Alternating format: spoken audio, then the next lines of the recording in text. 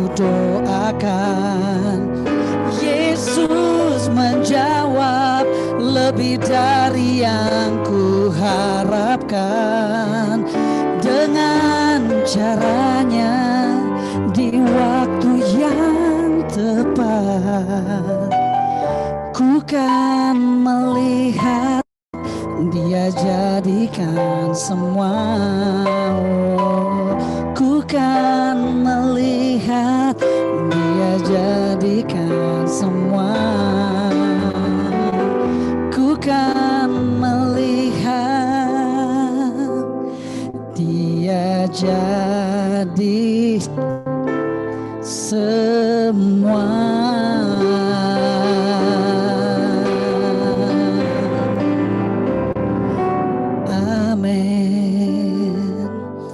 Terima kasih Bapak, sebentar kami mau mendengar firman Tuhan. Mari Tuhan bicara buat kami, biar apa yang Engkau sampaikan hari ini menjawab kebutuhan kami dan sesuai dengan tagline dari our church bahwa live stronger in God's grace. Kami yakin dan percaya hari ini firman-Mu meneguhkan kami untuk kami boleh menjadi kuat, bukan karena uang kami, bukan karena harta kami, bukan karena channel-channel kami, tapi kami menjadi lebih kuat karena anugerah dari Bapa di sorga. Terima kasih Tuhan Yesus, terima kasih Roh Kudus, terima kasih Bapa. Kami siapkan hati kami untuk mendengar firman-Mu. Di dalam nama Tuhan Yesus kami berdoa mengucap syukur. Semua yang percaya sama-sama katakan amin. Oke, my family. Senang sekali bisa berada bersama-sama dengan saudara. Minggu yang lalu saya ada di dalam pelayanan dan tetapi sudah bisa join di pertengahan.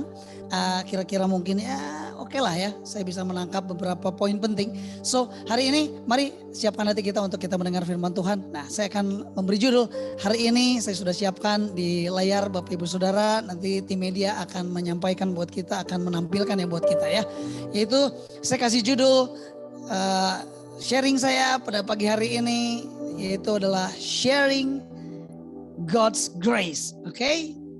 Sharing God's grace. Mari kita boleh sharing kepada orang-orang di sekitar kita tentang anugerah Tuhan, tentang kemurahan Tuhan. Nah, saya minta Bernard boleh duduk di sebelah saya, di sebelah sini, untuk bisa nanti saya boleh dikasih mic satu, nanti saya akan minta Bernard untuk bisa membacakan. Baik, sudah lihat di layar Bapak Ibu Saudara ya, sharing God's grace. Saya mau setiap kita boleh mengerti dan memahami tujuan yang terjauh mengapa Tuhan memberikan anugerahnya buat kita. Saya pastikan itu bukan cuma untuk kita nikmati, tapi ada sesuatu yang Tuhan rindukan. Supaya apa? Supaya sesuatu yang jauh lebih baik akan terjadi di sekitar kita, di orang-orang yang terdekat dengan kita. Supaya mereka bisa juga memahami what is God's grace. Saya akan mengulang, yang lalu saya pernah sharing yaitu tentang what is grace. Nah, coba lihat di layar Bapak Ibu Saudara. Oke. Apa itu grace? Oke. Grace adalah anugerah, adalah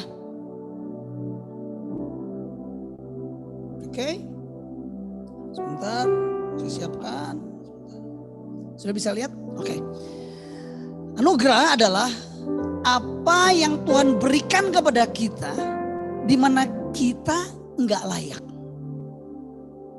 Tuhan memberi kepada kita apa yang sebenarnya kita tidak layak untuk menerimanya. Firman-Nya berkata di Yohanes 1 ayat yang ke-17 berkata demikian. The law was given through Moses. Jadi hukum Taurat itu diberikan lewat Musa. But grace and truth, anugerah dan kebenaran itu diberikan atau datang ke dalam kehidupan kita melalui Yesus Kristus. Oke? Itulah grace atau itulah yang disebut dengan anugerah. Sekali lagi, anugerah itu adalah apa? Apa yang Tuhan berikan kepada kita di mana kita tidak layak. Sebenarnya kalau kita pendosa, kita tuh gak layak masuk dalam kerajaan sorga.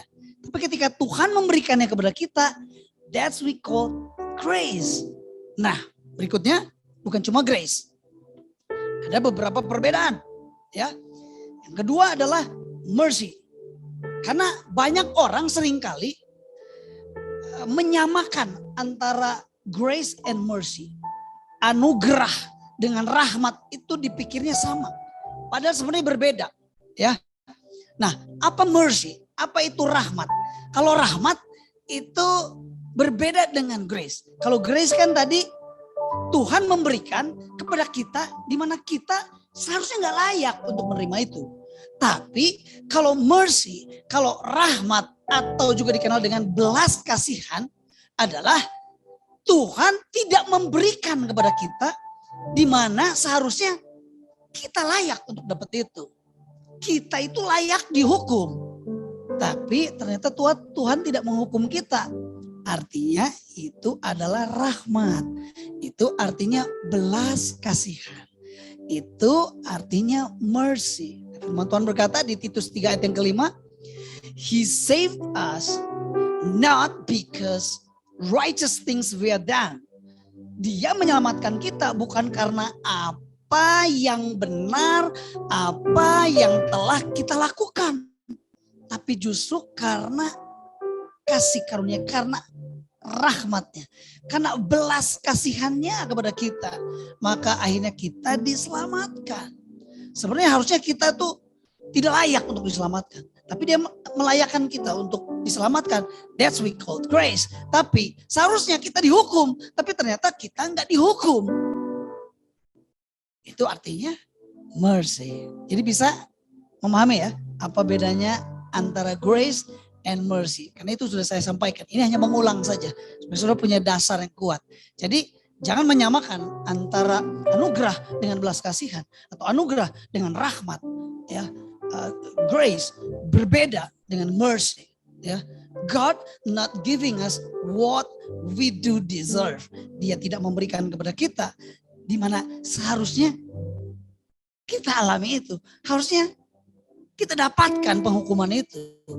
Harusnya neraka itu adalah bagian dalam hidup kita. Tapi Tuhan tidak memberikannya kepada kita. Artinya apa? Tuhan berbelas kasihan kepada kita. Artinya apa? Tuhan punya rahmat terhadap kita.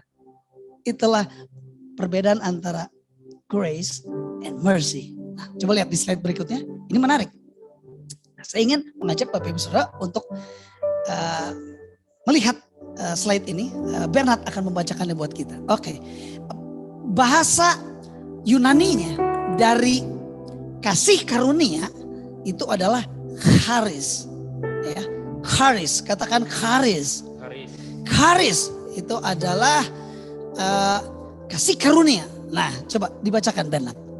Charis adalah kata benda yang biasa dipakai untuk menerjemahkan kata Ibrani ken, di mana artinya adalah kasih karunia, anugerah, kemurahan hati. Oke. Jadi charis itu adalah kata benda yang biasa dipakai untuk menerjemahkan kata Ibrani yaitu ken. Jadi anugerah atau grace itu dalam bahasa Ibrani ditulis ken, di mana artinya adalah kasih karunia, anugerah, kemurahan hati. Oke?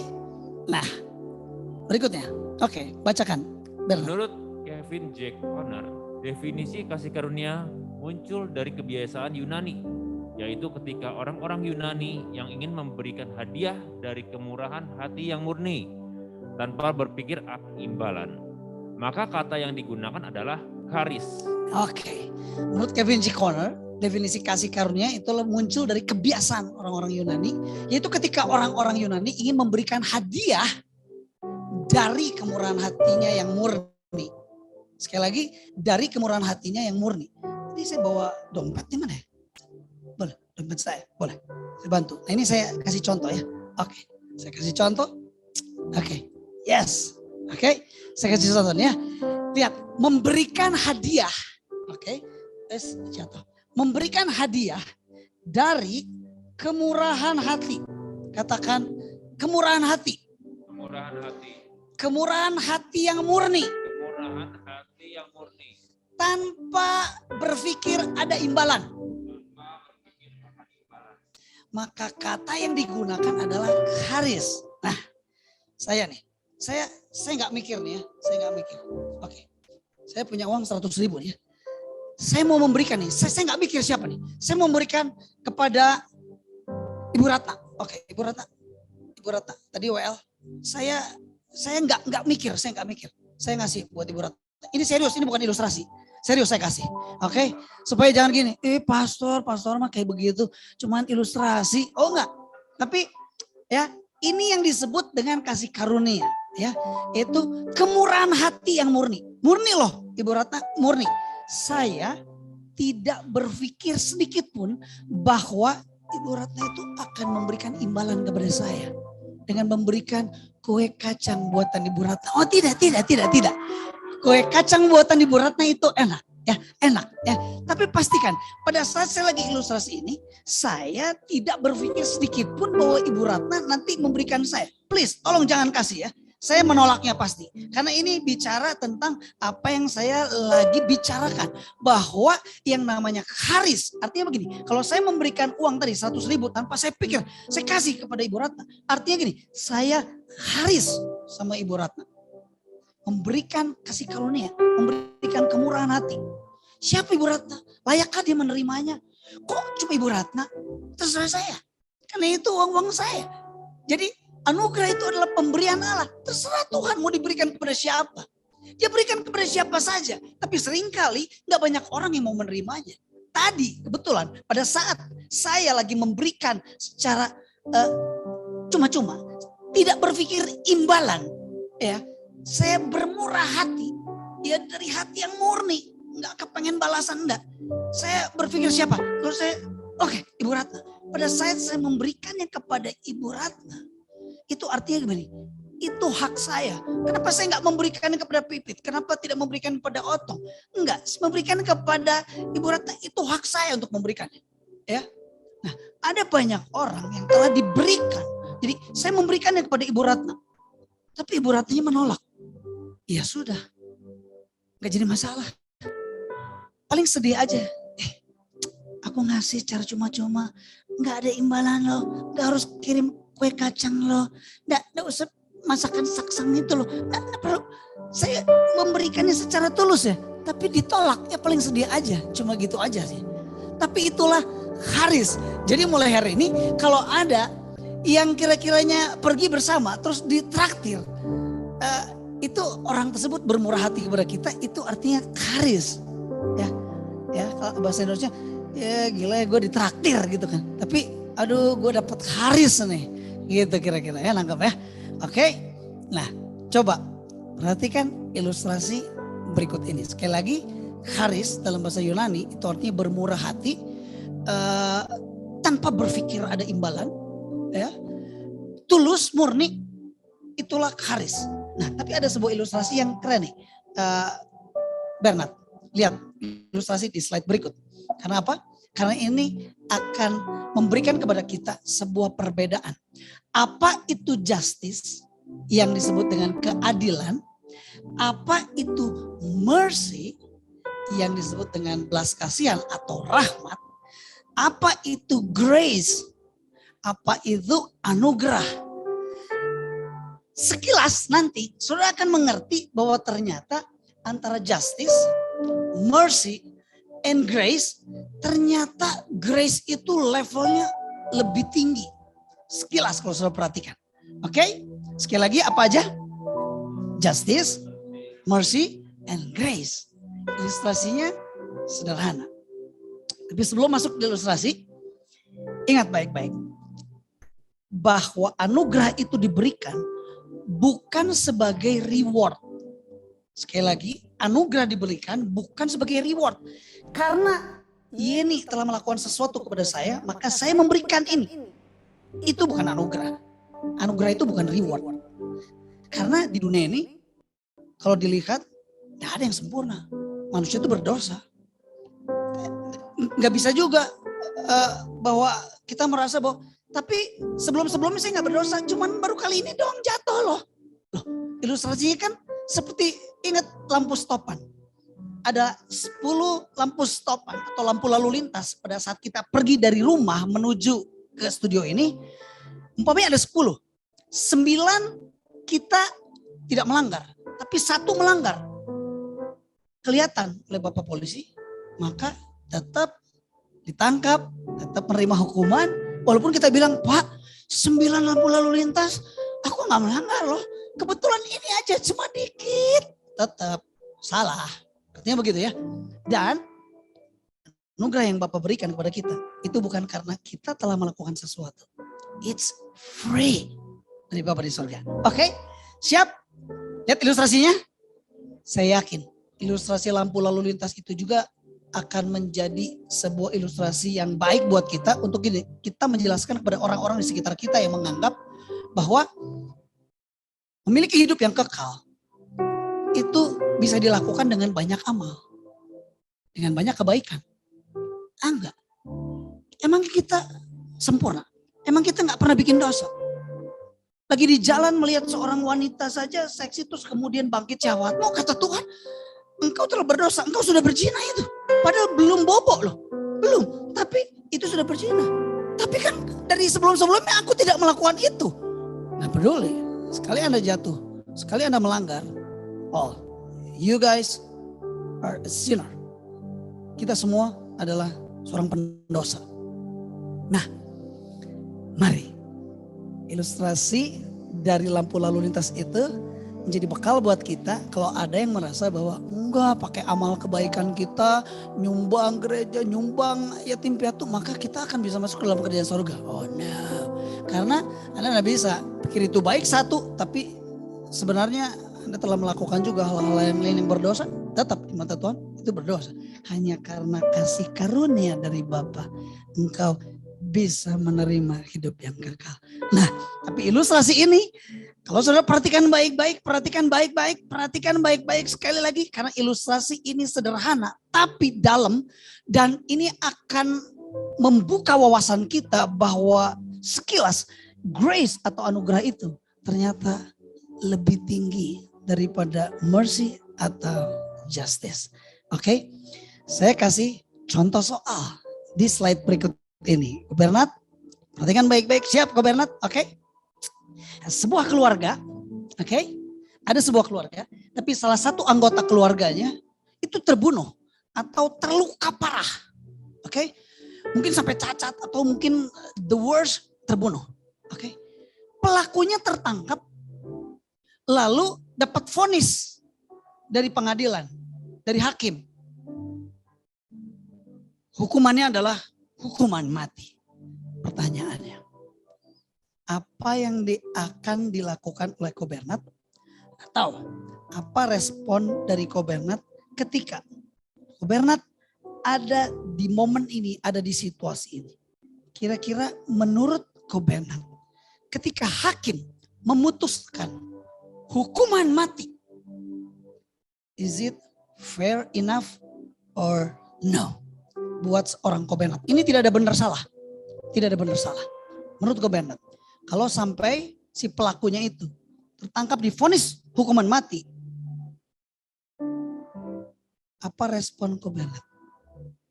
Bersyukur, menyesal, sebel, thanks God, mengikuti aturan yang berlaku, atau bagaimana? Menurut Ko Bernard? Boleh Ko Bernard. Kalau Ko Bernard sendiri, gimana? Menurut aturan. Oke. Respon Ko Bernard sendiri kira-kira kalau ada anggota keluarga Ko Bernard terbunuh, kira-kira harapannya gimana? Harapannya orang ini gimana? Dihukum? Dibebaskan? Atau sudah biarkan saja? Atau bagaimana? Sebagai manusia nih, kita dihukum dong. Ya, wajar. Betul nggak? Dihukum. Ketika pelakunya tertangkap dan dihukum mati, gimana perasaannya Ko Bernard? Sebagai ayah atau sebagai suami? Berarti pelakunya mendapatkan konsekuensi dari tindakannya kok. Iya betul. Kira-kira itu areanya keadilan ditegakkan ya. Iya. Perasaannya Ko Bernard gimana? Perasaan saya bahwa is it fair enough kalau dia dihukum? Adil kok. Adil ya, adil ya. Bayangkan, salah satu anggota keluarga yang kita cintai, kita sayangi, terbunuh dan kita lihat pelakunya. Rata-rata pada umumnya pasti akan menuntut supaya dihukum mati. Apalagi dia umpamanya telah yang pernah kita dengar ya, salah satu tokoh spiritualitas tapi melakukan pelecehan sampai akhirnya dihukum mati. Rasa keadilan masyarakat akan berkata layak untuk dihukum mati. Tapi kalau cuma ya Anda karena sudah melakukan pelecehan seksual kepada 10-20 orang, maka hukumannya adalah 1 bulan. Hah? 1 bulan? Gila. Yang benar dong. Ini gimana hukum ditegakkan di atas negeri ini? Katanya negeri hukum. Artinya pada saat hukumannya adalah hukuman mati, maka setimpal dengan perbuatan. Betul? Apa respon kita kalau kita ada di posisi itu? Jawabannya ada di slide berikut. Oke, slide berikut. Jika keluarga korban membiarkan hukuman tersebut dilaksanakan, maka itulah justice. Senangkap? Adil dong. Memang orang berbuat salah harus dihukum dong. Dia membunuh, ya kalau dihukum mati wajar dong. Itulah justice. Itulah keadilan. Tapi lihat di slide berikut. Oke. Jika keluarga korban menyatakan supaya si pelaku itu jangan dihukum mati. Jangan Pak, jangan dihukum mati Pak. Jangan. Ya hukum, oke lah, ringan aja Pak lah. Gak apa-apa, saya sudah tulus, saya sudah rela. Saya rela, udah jangan dihukum. Kalau si pelaku itu ternyata dibebaskan dari hukuman mati. Karena permintaan dari keluarga yang adalah korban, maka itu adalah mercy. Karena seharusnya orang tersebut harusnya dihukum berat atau dihukum mati, tapi ternyata udah jangan dihukum mati. Ya udah kata hakimnya, oke, hukumannya 1 tahun penjara. Masyarakat mungkin nggak akan terima, tapi masalahnya gue yang jadi korban terima, nggak apa-apa. Ada itulah yang disebut dengan itulah belas kasihan, itulah rahmatnya yang diberikan kepada kita. But slide berikut ini lebih berat. Kenapa? Karena begini, jika keluarga korban membawa si pelaku ke rumahnya, jadi dia dibebaskan, jangan dihukum mati, bebaskan saja. Lalu si pelaku itu dibawa ke rumahnya. Gila gak tuh? Dia membunuh tapi dibawa ke rumahnya. Diadopsi sebagai anak. Karena perilakunya yang menyimpang itu mungkin di bawah sadar, di bawah alkohol atau apapun, dia tidak punya bapak, punya ibu. Diadopsi sebagai anak. Dan kita mengasihinya. Bahkan memberi hak istimewa untuk menggunakan kendaraan kita. Untuk menggunakan kamar kita. Untuk menggunakan rumah kita. Bahkan diberi warisan. Maka itu adalah grace.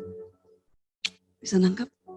Justice, mercy, and grace. Sulit untuk bisa memahami bagaimana seseorang bisa sharing grace kepada seseorang. Karena ini akan ada di luar di pemahaman kita. Gila, orang udah memperkosa, orang itu udah maling, orang itu udah menipu kita, orang itu udah mengambil harta kita, orang itu udah ngejahatin kita, orang itu udah membunuh anggota keluarga kita. Kenapa harus diadopsi sebagai anak? Kenapa harus ada di rumah kita? Kenapa kita harus mengasihinya? Kenapa kita memberi hak istimewa? Kenapa kita memberikan warisan bahkan? Tapi do you realize bahwa kita adalah seorang pendosa? Apa yang kita kerjakan? Kita melakukan dosa every day mungkin. Tapi kebayang sama Tuhan, engkau dibebaskan dari hukuman seharusnya engkau tanggung dengan mengorbankan anak yang tunggal mati di kayu salib untuk menebus dosa kita. Bahkan kita pendosa itu yang seharusnya dihukum di atas kayu salib, kita tidak perlu ada di sana. Bahkan kita diundang ada di hadirat Bapa. Kita diangkat jadi anak. Kita dikasihi oleh Bapa. Kita diberi hak istimewa. Bisa menikmati semua berkatnya. Semua anugerahnya. Dimana kita sebenarnya kita nggak layak untuk terima itu. Bahkan kita diberi warisan oleh Bapa di sorga. Rumah Bapa. Aku pergi kepada Bapa untuk menjadikan rumah. Rumah buat pendosa seperti kita. di mana kita nggak layak. Tapi Tuhan dengan kasih-Nya memberikan anugerah. Bayangkan kalau saudara di posisi pelaku pembunuh keluarga.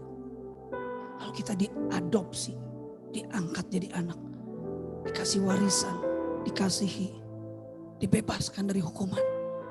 Betapa bukannya kita bersyukur, kita berterima kasih. That's we call grace. Wow, amazing grace.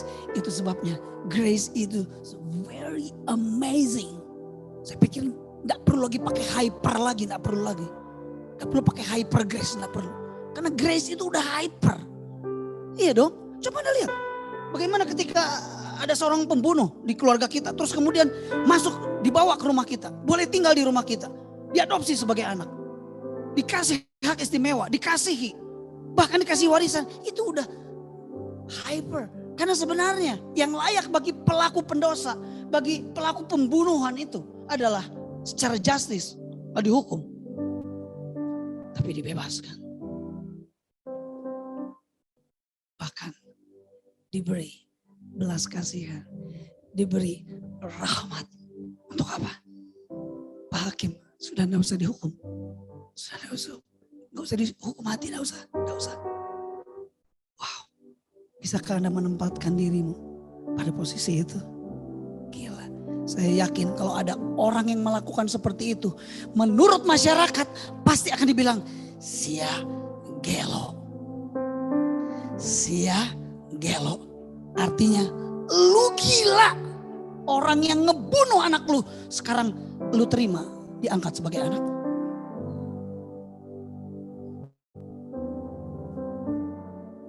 Mohon maaf, apa yang dilakukan oleh Bapa di sorga, mohon maaf, gak masuk di akal.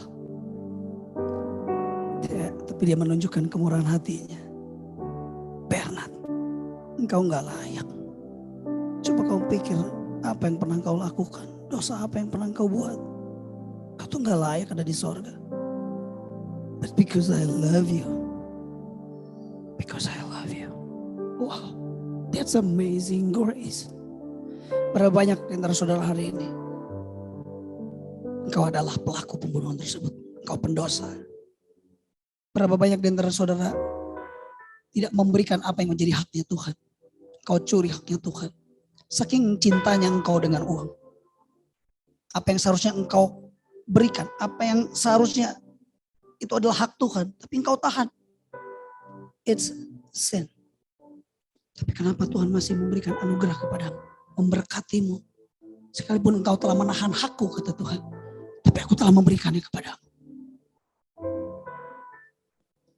Wow, amazing grace. Lihat di slide berikut.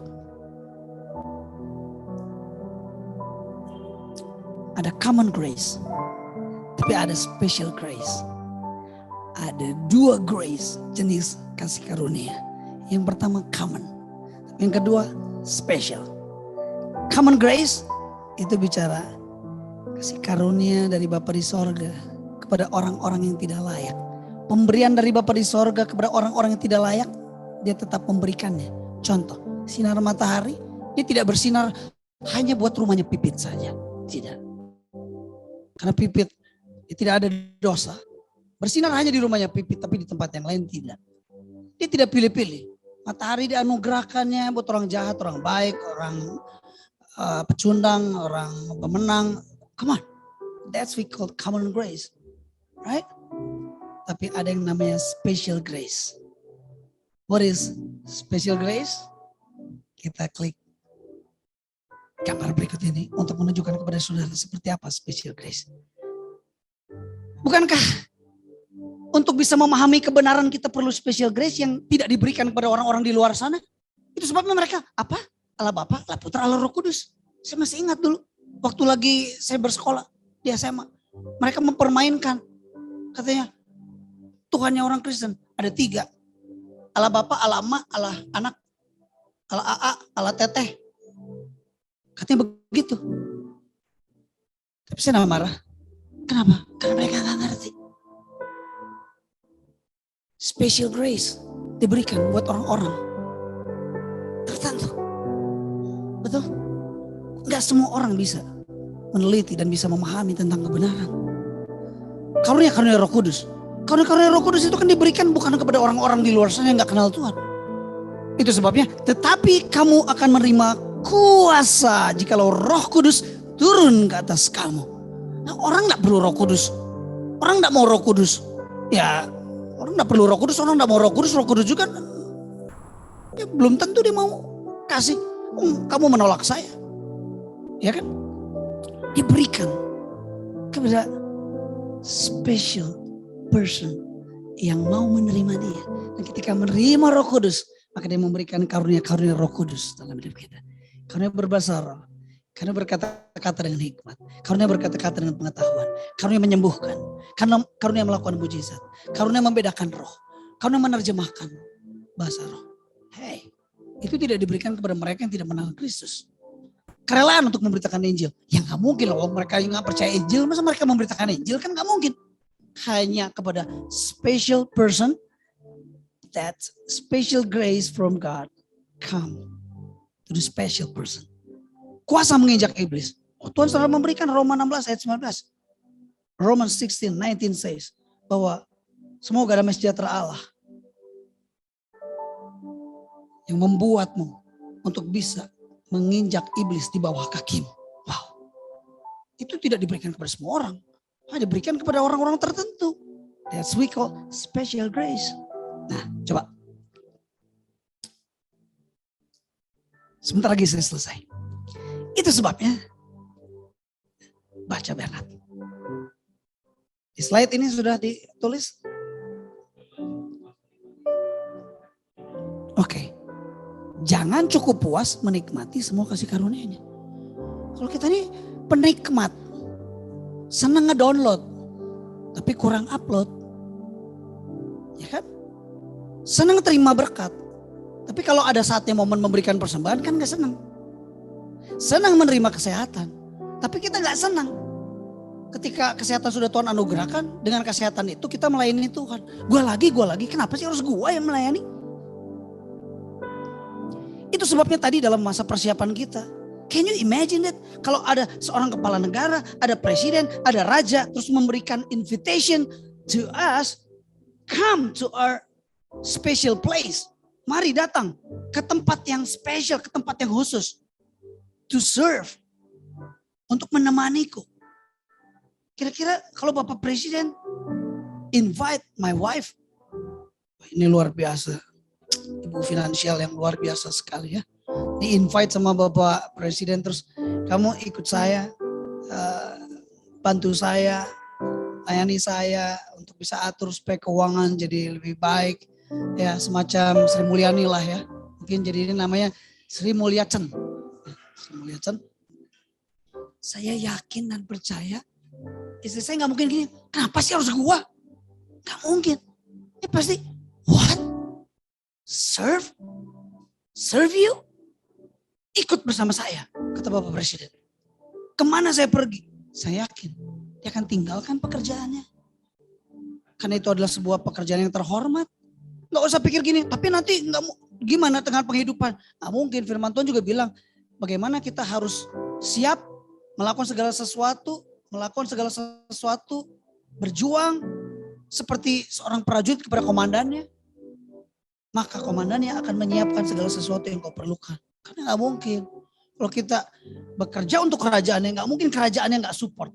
Pasti kerjaan support. Karena gak mungkin diutus untuk ke sebuah negara sebagai duta dari bangsa kita. Tapi negara tidak persiapkan segala sesuatu. Dia prepare everything. Dan pertanyaannya, apakah kau mau meninggalkannya? Pekerjaanmu, kesibukanmu, kerepotanmu, atau ngomel-ngomel sama Bapak Presiden? Gila gak kira-kira lu ngundang gue? Gue tuh sibuk orangnya. Gue kan banyak urusan. Gue ini banyak yang harus diberesin. Gak mungkin. Kita pasti akan tinggalkan itu dan terus kemudian, my honor. Mr. President, I will follow you. I will serve you. Itu sebabnya banyak di antara kita tuh yang cuma menikmati ibadah. Tapi kalau, come on, let's go, serve the Lord. Udahlah, Masa gue lagi, pipit lagi yang buka pintu. Kenapa harus gue? Kenapa? Oh, Ferry lagi, Yeni lagi. Gak ada kayak Yeni yang lain. Coba perhatikan, coba ilustrasi ini. Come on, can you say that to Mr. President? Who am I? So why me? Why always me? Enggak, kalau bisa kita kan gini. Jangan pakai yang lain Pak, saya aja Pak. Kan gitu. So, who is Jesus in your life? Siapa Tuhan Yesus di dalam hidup? Kalau saudara masih ngomel ketika dikasih, mau gak melayani? Yuk bantu untuk kamera, yuk bantu. Buat supaya bisa jadi berkat buat orang lain. Hah, gue lagi. Pikirkan ilustrasi ini. Saudara itu pendosa yang tidak layak untuk ada di dalam kerajaan surga. Tapi engkau diangkat anak, bawa ke rumah Bapa. Dalam hadiratnya, dikasih hak-hak istimewa. Engkau bisa menikmati semuanya. Bahkan engkau diberi warisan. Kurang apa? Yang ada adalah saudara itu kurang ajar. Udah dikasih kehormatan seperti itu. Masih, gue lagi. Kenapa harus gue? Kenapa gue from Christmas to Christmas main musik terus? Tapi saya belum pernah mendengar itu dari mulutnya Yuyun. Bahkan saya lihat Yuyun dalam keadaan hamil. Kaleb itu masih ada di perutnya. Naik atas panggung pelayanan. Wow. Saya aja yang bukan Bapa di sorga melihat itu. Wow. I respect you. Wow. Luar biasa.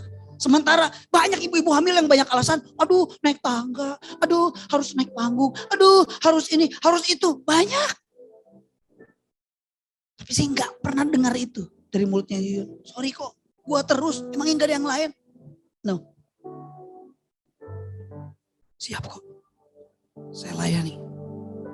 Until now. Sampai anaknya juga udah besar sekarang. Oke lah ya. Lebih besar anak saya sih. Tapi dua anak ini. Dia bisa merasakan bahwa maminya sedang melayani. Sebuah kehormatan. Melayani Mr. King of King. Bapa di sorga.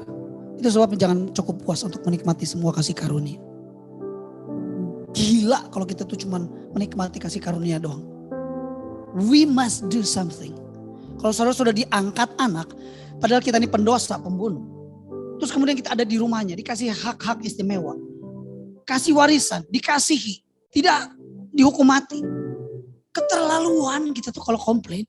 Keterlaluan kalau kita tuh mengeluh. Kita tuh harusnya melakukan sesuatu buat seseorang yang telah membebaskan kita dari semua hukuman itu. So come on. My family. United family. It's an honor to serve our God. Karena sebenarnya kita gak layak. Tapi karena Bapa di sorga melayakkan kita. Dan ketika dia memanggilmu untuk melayani dia. Beranikah kita berkata bahwa sorry gue sibuk. Sorry gue gak ada waktu. Sorry pakai aja yang lain. Can you imagine that? Jangan cukup puas menikmati semua kasih karunia. Karena apa? Lihat berikutnya. Ingat. Slide berikutnya. Coba reflect. Coba renungkan. Kita menerima keadilan. Kita menerima mercy. Even kita menerima grace. Dari Bapa di sorga. Tapi pertanyaannya. Bagaimana hidup kita dengan orang lain? Sudahkah kita berlaku adil pada orang lain? Sudahkah kita memberikan mercy kepada orang lain? Sudahkah kita memberikan anugerah kepada orang lain? Orang itu yang salah mengambil keputusan, tapi saya yang tanggung. Berapa banyak di antara kita pernah melakukan kesalahan? Aduh salah memutuskan. Tapi terus kemudian ada seseorang yang mau menanggungi. Gak apa-apa, gue tanggung. Don't worry, jangan takut. Jangan takut. Orang itu menanggung apa yang menjadi kesalahan. Bukankah itu sebuah anugerah? Dimana harusnya kan kamu yang salah. Kamu yang salah, kamu yang nanggung dong. Itu justice. Tapi kan enggak. Dibebaskan, kamu gak perlu menanggungnya. Bahkan ada anugerah. Biar saya yang tanggung semua biaya-biaya. Saya yang tanggung semua apa yang menjadi resiko. Akankah engkau melakukan hal yang sama? Jangan cukup cuma menikmati. Terima kasih Bapa, terima kasih Tuhan Yesus. Buat anugerahmu. Kita cuma menikmati. Tapi ada yang lebih jauh dari itu. We are a mission church. Kalau mission church itu fokusnya bukan diri sendiri. Tapi orang lain. ketika kita menerima mercy, ketika kita menerima grace, ketika menerima justice. Come on. Apakah kita sudah memberikannya kepada orang lain? Apakah kita sudah sharing buat orang lain? Ada sebuah kisah yang terjadi di Alkitab. Lihat slide berikut ini. Saya akan bacakan. Oke, Bernard boleh bacakan. Markus 18 ayat 23 sampai 35. Boleh coba dicek dulu. Kedengeran? Yes. Oke, sip. Oke. Markus 18, 23 sampai 35. Sebab hal kerajaan surga seumpama seorang raja yang hendak mengadakan perhitungan dengan hamba-hambanya. Setelah ia mulai mengadakan perhitungan itu, dihadapkanlah kepadanya seorang yang berhutang 10.000 talenta. 10.000 talenta dihadapkan kepada raja. Terus? Tetapi karena orang itu tidak mampu melunaskan hutangnya, raja itu memerintahkan supaya ia dijual beserta anak istrinya dan segala miliknya untuk pembayar hutangnya. Bayangkan, orang ini punya hutang 10.000 talenta, nggak mampu bayar. Terus kata rajanya, dia bilang begini, dijual aja ini. Ya, orang ini yang punya hutang, anaknya, istrinya, jual. Termasuk seluruh miliknya, jual untuk bayar hutang. Wow, artinya kalau dijual, dia bukan jadi owner, tapi dia jadi servant. Dia jadi pembantu loh. Dia jadi budak. Karena dijual, udah gak ada harganya lagi loh. Ayat 26. Maka sujudlah hamba itu menyembah dia, katanya, sabarlah dulu. Segala hutangku akan kulunaskan. Dia sujud, dia bilang, please tolong istri saya jangan dijual, anak saya jangan dijual, saya juga jangan dijual, kasih kesempatan untuk saya bisa bayar hutang-hutang saya. Please tolong, please. Apa yang dikatakan oleh raja? Lalu tergeraklah hati raja itu oleh belas kasihan akan hamba itu, sehingga ia membebaskannya dan menghapuskan hutangnya. Wow. Raja ini show mercy. Orang ini sebenarnya gak layak. Utang lu terlalu banyak. Tapi tergeraklah oleh belas kasihan. Ada mercy. Ya udah. Oke. Dikasih kesempatan. Bahkan dikasih kesempatan bukan untuk bayar hutang. Dikasih kesempatan untuk tidak menjadi budak. Tapi tetap dikasih kesempatan untuk jadi owner of your asset. Bahkan dibebaskan, bahkan dihapuskan hutangnya. Udah, lu gak punya hutang. Bebas, udah bebas, udah. 28. Tetapi ketika hamba itu keluar, ia bertemu dengan seorang hamba lain yang berhutang 100 dinar kepadanya. Come on. Ia menangkap dan mencekik kawannya itu. Katanya, bayar hutangmu. Maka sujudlah kawannya itu dan memohon kepadanya, sabarlah dahulu, hutangku itu akan kulunaskan. Stop. Bayang, tadi berapa hutangnya orang ini? 10.000 talenta. Sekarang ini 100 dinar loh. 100 dinar itu lebih kecil daripada talenta. Kecil banget. Tapi ada orang yang utang sama dia 100 dinar. Dia udah dibebasin dari 10.000 free. Gak jadi dijual, anaknya, istrinya gak jadi dijual. Tapi ketika dia keluar ada orang yang utang 100 sama dia. Come on. Dia malah menangkap, mencekik. Oh bayar mana? Bayar loh. Wow. Dia udah dibebaskan, sekarang ketemu yang cuma utangnya 100. Tapi dia mencekik, terus kemudian menangkap dan bilang bayar utang. Dan hal yang sama dilakukan oleh orang ini. Sujud, memohon kepadanya, please sabarlah, kasih kesempatan, hutangnya akan aku lunasi. Tetapi ayat yang ke-30. Tetapi ia menolak dan menyerahkan kawannya itu ke dalam penjara sampai dilunaskan hutangnya. Menolak. Sorry, gak bisa. Masuk penjara. Sampai lu lunas. Masuk ke penjara aja gimana cara ngelunasinnya, gak ada bisnisnya. Begitu keluar baru start lagi bisnis lagi supaya dia bisa lunasin. Bagaimana caranya? Terus. Berikutnya. Melihat itu kawan-kawannya yang lain sangat sedih lalu menyampaikan segala yang terjadi kepada tuan mereka. Raja itu menyuruh memanggil orang itu dan berkata kepadanya, "Hai hamba yang jahat, seluruh hutangmu telah kuhapuskan karena engkau memohonkannya kepadaku. Bukankah engkau pun harus mengasihani kawanmu seperti aku telah mengasihani engkau?" Maka marahlah tuannya itu dan menjerat kepada Algojo sampai ia melunaskan seluruh hutangnya. Wow, gila. Gila sih ini. Benar gak sih? Gila. Begitu didengarnya sama teman-temannya lapor. Ketika lapor, dipanggil orang itu sama rajanya. Lu keterlaluan. Lu gila. Gila loh. Lu gila. Udah dilepaskan, udah dibebaskan, dihapuskan hutang sama gua 10.000 talenta. Sekarang lu lakukan itu pada orang lain seperti itu. Come on. Sini dikatakan ayat yang ke-33. Bukankah engkau pun harus mengasihani kawanmu seperti aku telah mengasihani engkau? Artinya begini. Apa yang sudah dilakukan Bapa kepada kita, kita harus meneruskannya kepada orang lain. Ingat, kita tuh gak layak diampuni. Kita tuh gak layak terima mahkota. Kita tuh gak layak ada di kerajaan Bapa. Gak layak. Tapi kalau kita dilayakkan, coba ingat baik-baik.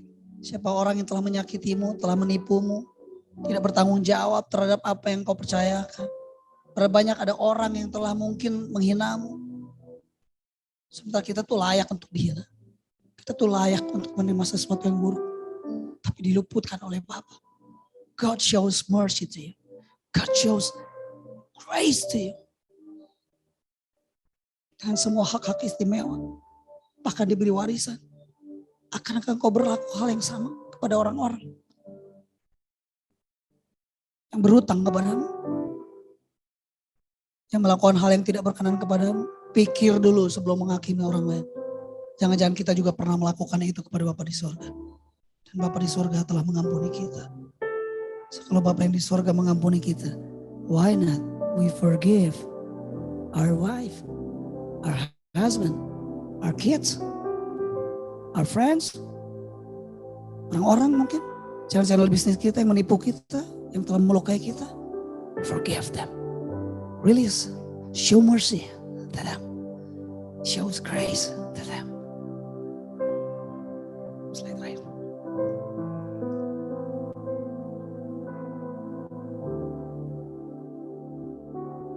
Inilah kondisi yang kita sedang hadapi. Terlalu banyak kita tuh sering nge-save tapi gak pernah share. Saya beritahu kepada saudara, cek di Instagram saya. Saya sudah pernah posting itu di reel saya. Ada banyak orang yang cukup bahagia dengan meraih kesuksesan. Tapi orang yang berkualitas tidak diukur dari seberapa hebat dia meraih kesuksesan. Tapi seberapa banyak dia berbagi tentang kesuksesannya kepada orang lain.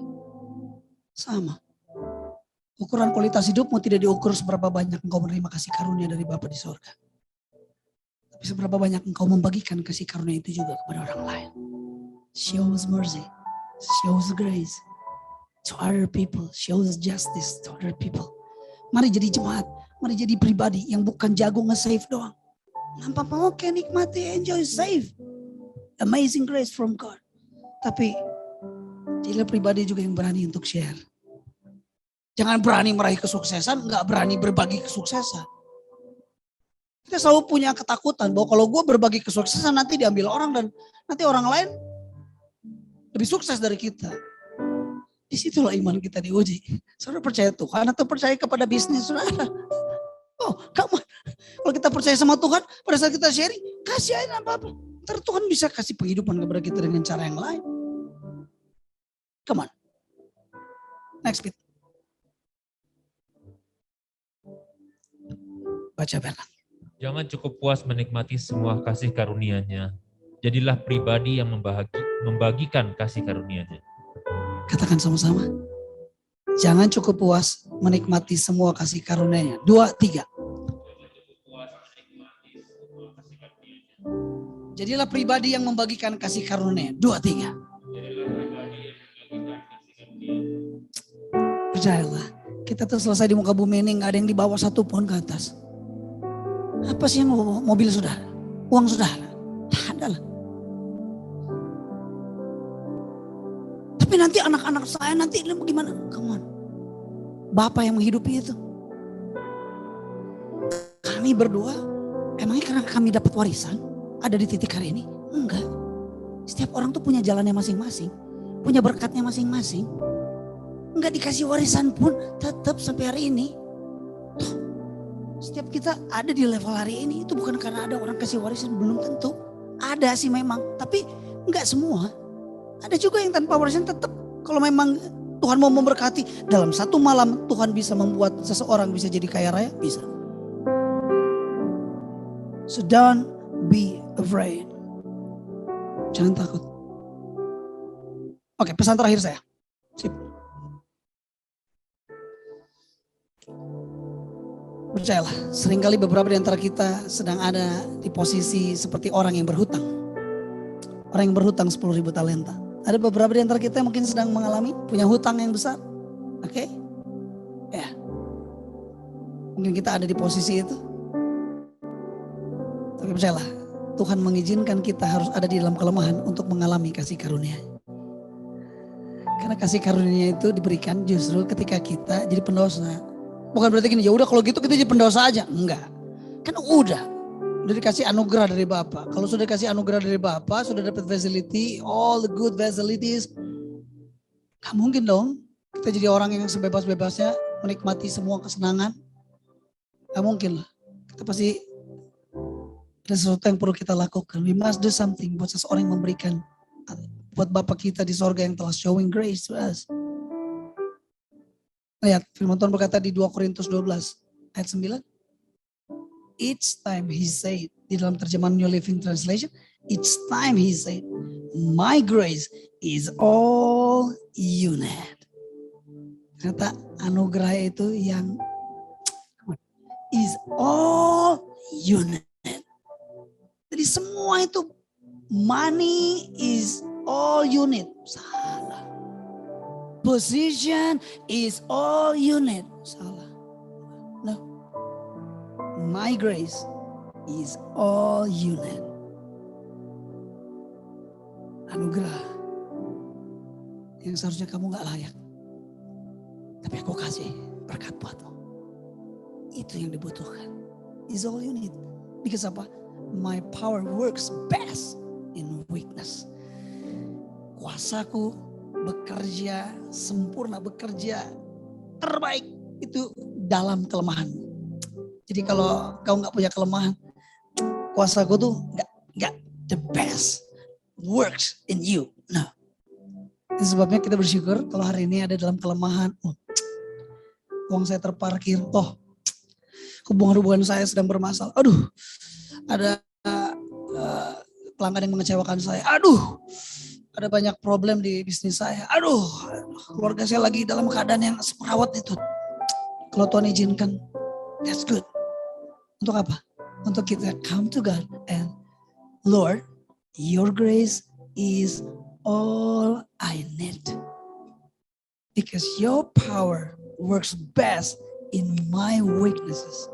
Karena kuasamu jauh lebih keren, bekerja terbaik di dalam keadaan ketika aku punya kelemahan. Apa kelemahanmu Bernard? Apa kelemahanmu my wife? Your financial maybe, your relationship maybe, your business, your career, your husband, your wife. Yang masih single, aduh gimana ini, kau belum dapat pasangan. Di dalam kelemahanlah kuasanya menjadi sempurna. More than you can imagine before, God sends you the best one for you. Bukan berarti kalau hari ini tidak ada yang parkir di hidupmu, bukan berarti nggak ada yang suka, bukan.